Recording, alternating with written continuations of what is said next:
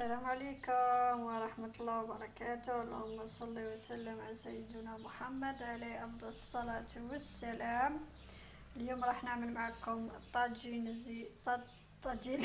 الحلو بطريقة عصرية على شكل هكذا كما راكم تشوفوا. هذه البابا راح نخليها لكم في صندوق الوصف.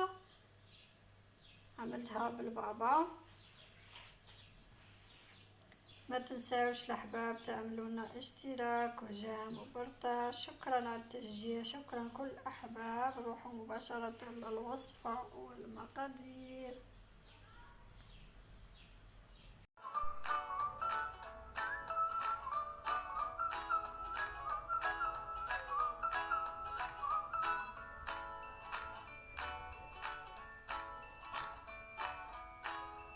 على بركة الله راح نعمل معكم اليوم طاجين الحلو. طاجين الحلو الأصلي نديروه باللحم، لكن اللي ما عندوش اللحم ما يديرش عادي جدا. عندنا زبيب، مشماش، عندنا العنب او البرقوق، عندنا سكر. راح نروحوا مباشرة للوصفة. راح نبدأ على بركة الله. عندنا هنا نجمة الأرض، قرفة، ليمون، زوج ليمون، عندنا ديري سمن أو ملعقة زبدة هكذا، عندنا سكر، كيلو سكر هكذا. نديرو قليل من الخل مزهر اسفة، قليل من المزهر. عندنا 2 كيلات ماء، 2 كيلات ماء، ونحطهم فوق النار. من بعد نشوفوا باقي الوصفة. عندنا تفاح، هنا الزبيب نديرلو الماء سخون كما راكم تشوفوا ونشلوه ونديروه يفور. انا نديرو يفور. عندنا هذه كذلك العينة كما تشوفوا تطلق الاسود باش ما تجيكش المرقة سوداء. غليه، انا نغليه واحد 10 دقائق ولا 5 دقائق ونديرو اصلا نديرو يطيب وحده. يعني من هنا ناخذ من الصوص تاع الحملة حلو ونديرها طيب وحدها باش ما تطلق. شوفوا تطلق الماء الاسود، شوفوا هكذا هكذا. راح نديرهم كامل يفورو ونرجع معكم.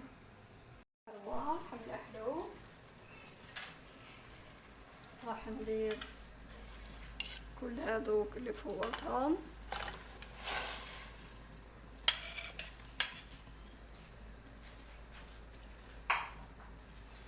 هكذا ونخليهم يطيبوا مع بعض.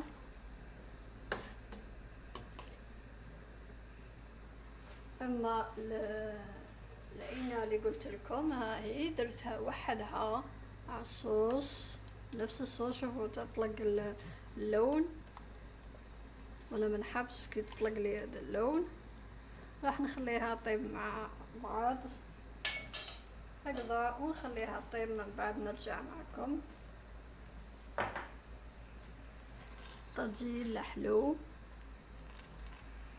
شوفوا لما يدير هذو الفقاعات معناتها خلاص صوصي مليحة. شوفوا الفقيلة، شوفوا هذا هو طاجين الحلو. راح نشوفوه في الطبق التقديم.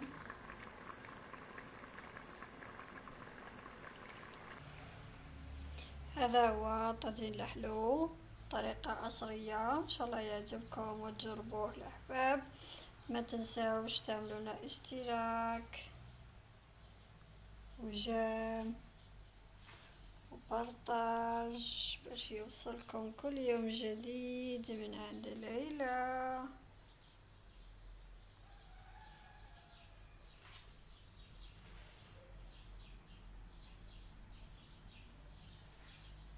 سلام. نلقاو في وصفة أخرى إن شاء الله.